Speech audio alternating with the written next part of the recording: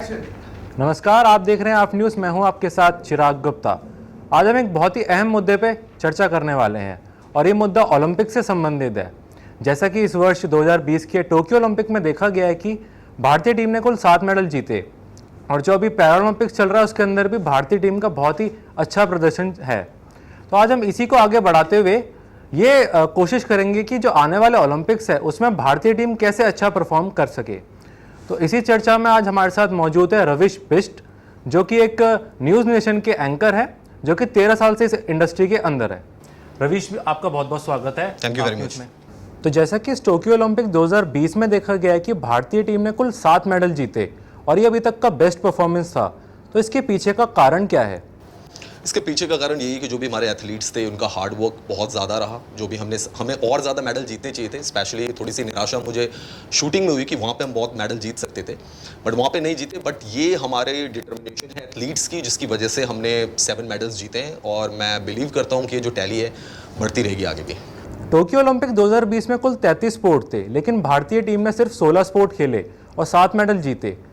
अगर हमें और मेडल जीतने हैं तो हमें क्या एक्स्ट्रा करना पड़ेगा? सबसे पहले तो हमें खेलों को रूट लेवल पे ले जाना पड़ेगा, उनको बिल्कुल जो ग्राउंड लेवल है वहाँ पे लेके जाना पड़ेगा। विलेजेस में, स्मॉल टाउन्स में, वहाँ पे हमें अकेडमीज ओपन करनी पड़ेगी, इंफ्रास्ट्रक्चर बिल्ड करना पड़ेगा। और उससे भी इम्पॉर्टेंट हमें अपनी सोच का इंफ्रास्ट्रक्चर बिल्ड करना पड़ेगा। जब तक हमारी सोच बेहतरीन नहीं होगी स्पोर्ट्स के प्रति तो हम मेडल नहीं जीत पाएंगे। जीतेंगे, कम जीतेंगे और ऐसे ही जीतेंगे कि कभी एक किसी स्पोर्ट्स में जीत गया, दूसरा किसी स्पोर्ट्स में जीत गया। आगे बढ़ने के लिए आपको इंफ्रास्ट्रक्चर बिल्ड करना पड़ेगा। तो जैसा कि आईसीसी कह रहा है कि हम 2028 के जो लॉस एंजलिस के ओलंपिक्स है उसके अंदर हम क्रिकेट शामिल करने जा रहे हैं। तो अगर ये क्रिकेट ओलंपिक्स में शामिल होता है तो इससे भारतीय दल को क्या बेनिफिट मिलेगा?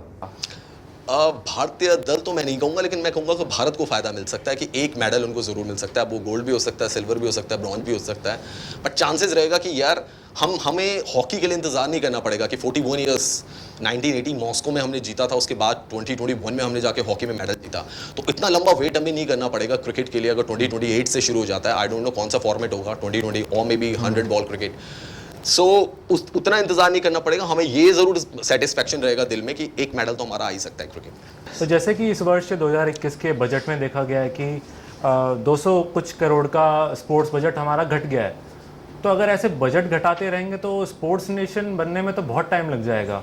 तो आपके अनुसार ये चीज़ ठीक है, बजट घटाना? नहीं, मैं ऐसा नहीं कहूँगा कि गवर्नमेंट उस तरफ ध्यान नहीं दे रही है। मे भी हो सकता है कोविड का ईयर रहे हैं, 2 साल कोविड में निकले हैं, वैक्सीनेशन भारत ने किया है, तो हर जगह उन्होंने बजट कम किया होगा। और स्पेशली इसलिए भी कम हुआ होगा कि अकेडमीज़ बंद रही हैं, अकेडमीज़ सारी की सारी बंद रही हैं, ग्राउंड्स बंद रहे हैं, तो शायद उनमें पैसा इसलिए ना दिया गया हो। बट ये एक आइडियल मूव नहीं होगा। अगर आपको स्पोर्टिंग नेशन बनना है, अगर आपको मेडल्स जीतने हैं, तो फिर उसके लिए आपको जो है बजट तो बढ़ाना पड़ेगा और हर साल बढ़ाना पड़ेगा। तब जाके आप उस लेवल पे कॉम्पीट कर पाएंगे। आपको सरप्राइज नहीं होगा तब कि अरे हम इसमें मेडल जीत गए। फिर आप फॉर्मली बोलेंगे कि हाँ हम इसमें मेडल जीते। रविश, आपका बहुत बहुत धन्यवाद हमारे साथ आज जुड़ने के लिए। और जैसा कि आपने बताया कि रूट लेवल पे हमें काम करने की ज़रूरत है। सिर्फ हमें क्रिकेट को ही प्रोत्साहन नहीं देना है, हमें और भी खेलों को प्रोत्साहन देना है जो ओलंपिक्स के अंदर आते हैं। और साथ ही साथ हमें स्पोर्ट्स का बजट हर साल बढ़ाना चाहिए, बल्कि इतना कर देना चाहिए कि ताकि हम जो दूसरे नेशंस हैं उनसे कम्पीट कर सकें। ऐसे ही खास पेशकश के लिए आप देखते रहिए आप न्यूज़।